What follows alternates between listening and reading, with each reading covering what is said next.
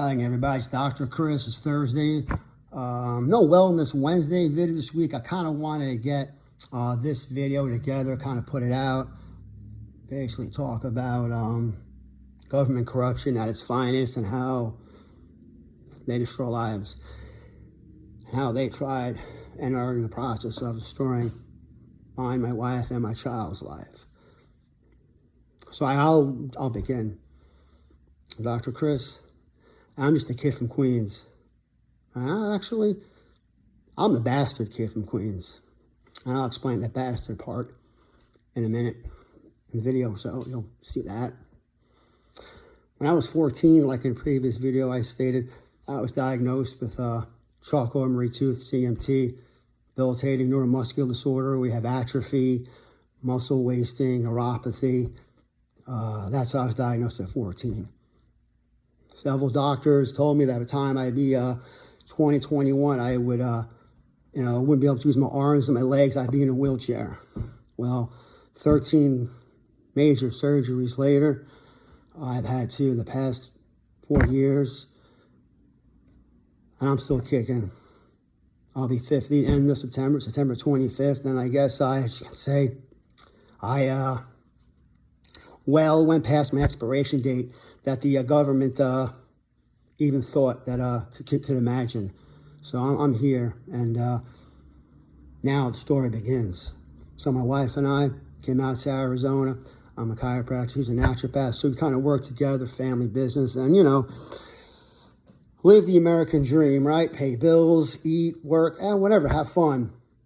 Then we realize there is no American dream. It's not in God we trust. It's in Satan we trust. It's occultists that run the country, destroying lives left and right, and everyone just fights with each other, wondering, is this real? Is it not? Well, I must be white. It can't happen to me. It happens to everybody. My wife and I got approached. I'll call him a gentleman. He works for the government, but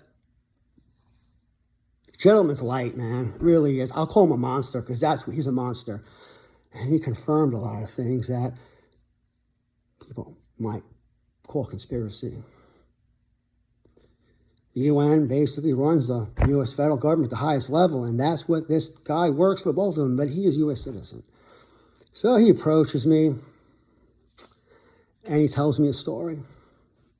Now, keeping in mind, I'm a straight-laced man. I don't do anything illegal. I'm what you call a law-abiding citizen. So he said that to me. He goes, man, you're a law-abiding citizen. He goes, the government just can't find a way. I was like, what way? He goes, they want you eliminated. They don't want you around. And I'm like, excuse me? I was I'm born here. I pay tax. Like, what do you mean they don't want me here? He goes, it's your bloodline. He goes, they don't like it. So I changed my name from Piccarelli to Thomas. I never liked my biological dad. He treated me like a dog. So changed my name. So I says my late dad. Well, that now he's dead, but then he was alive. I go, Chris Piccarelli? I go, no, he's nothing to them. He goes, it's your biological dad. Now let me say time out for a second before I continue with my biological dad. This man works for the federal government. He told me my biological dad's name. I met the man about 3 or 4 times at my mom's banquet. She worked, shook his hand, and later in life I had communication with him. He confirmed he was my dad. I've had friends that know him came up to me. I won't say their names, I'm a man of my word, but they even told me that's my dad. And when my parents were alive, they're both deceased, when I confronted them about it, they were actually annoyed that I knew that my mom had an affair. Okay, I'm sorry. And I'm the bastard child, like in the Bible. They were annoyed that I knew the truth. All I wanted was the truth. I'm an adult. They were actually annoyed that I knew that some other gentleman was my dad. Okay. So now I'm going to rewind, go back to this monster, the government monster, man. So he goes, it's because of your biological dad. And he goes, it's Anthony Tough Tony Federici, Parkside Tony. Oh, yeah, I know him. I've met him a few times. He goes, that's your biological dad. Now, when I say that, I mean no disrespect to his wife, his kids, their friends, and I'm not even asking for anything. This is my story. Take it or leave it. So he goes, that's your dad. I said, okay. I mean, I'm not disrespectful. Okay, I didn't meet him, and he confirmed. Okay, so he goes, the government, the federal government, the highest level, does not like his bloodline. I'm like, you got to help me out here. I'm lost. I'm lost, man. He goes, his Federici bloodline goes back to the Vatican. It goes up to Medici.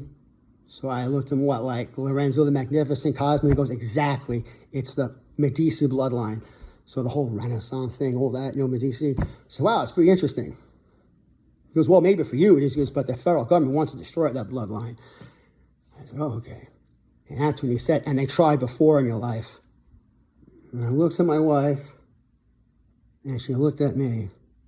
And I looked at the federal government, man. And I said, you mean mine? He goes, exactly, your condition. It's kind of weird he said that because arsenic has about a half-life, 3, 5, maybe 2.5 weeks. When I was diagnosed at 14, because no one in my immediate family had my condition, I ran all sorts of tests, this and that. And they found out I had trace amounts of arsenic poison, even at 14, in my organs. So I looked at him and I said, heavy metals, isn't it? He goes, yeah, arsenic. He told me. And I said, I knew. He goes, they found a way, the federal government of the highest level here. So arsenic poisoned me for the first 3 years of my life, which I'll get into another video at another date. So I said, oh, really? He goes, yes. And I said, how much did they give me? He goes, they were shocked you're alive. They gave you enough arsenic in those 3 years to kill an adult elephant. And he said to me, he goes, it's a miracle you're still alive. And I said, well, I guess God has different plans for me. And I said, I'm really happy to disappoint the federal government. And then I looked at him, with my wife right next to me. And I said to him, so let me ask you a question. I said, why don't they make it a good one and just finish it off now? I said, I know where I'm going. That doesn't bother me anymore. And he goes, they can't. And I said, they can't or they won't. He goes, they can't physically do it. I said, why is that? And he told me that my biological dad, Vatican, before passing, he goes, he did like a blood oath. And I swear, like a John Wick thing, being so he was just exactly. So he did a blood oath in the Vatican. Basically, making myself, my wife, my daughter, bloodline, you can't harm us physically. So I'm like, okay. And he said, the federal government, the highest level here, is absolutely pissed about that. And he goes to me, they're going to destroy you. He goes, you know those 2 investments you did? I go, yeah. He goes, oh, that was them. Your business, they keep on messing with you, taking your money. He goes, they're just hell-bent on making you die on the streets. If they can't physically do it, they'll do it another way. Can you all stop and hear this for a second? The federal government doesn't like my heritage, doesn't like my bloodline. I'm a law-abiding citizen. So they have this monster tell you this. He's the breaker of families, the breaker of people. To go there and tell you that the federal government is going to destroy you, take your life away because you're not one of them. Yeah, I might be white, but I'm not one of them. I'm different. There's no diversity here. I'm not part of their cool kids club. I'm not one of them. So they would rather destroy me and destroy my heritage, destroy my bloodline, and be happy about it. It's funny because the man, the monster who they sent, he's not just a regular man. He's actually an informant. His name is Curtis Lamont, a.k.a. Charlie Brown, a.k.a. real name Sean O'Malley. He was in the 90s one of the biggest coke dealers in the Michigan Midwest up to Northeast. Hence, White Christmas Charlie Brown. They nicknamed him Charlie Brown. And this is their informant going around wrecking people's lives because the federal government just doesn't like you. So they will destroy you. Pure out of Nazi Germany. This is basically Satanism at its best. It's not a God we trust. We're going to destroy you because you're different. We're going to destroy you because you're not one of us. Amazing how the country that I was born in I can't even call home anymore because of not only what it did to my wife and myself, but more important of my daughter, and the horrors that she has to hear and everything that we go through because the federal government at the highest level sees to make it that way. Well, I'm still here, and I'll be a thorn on your side till the day I go. You know, like I said before, I'm just a bastard kid from Queens. When I confronted my parents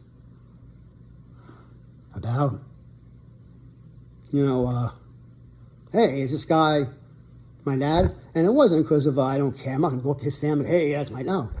But like, we all have kids, you don't know how it goes.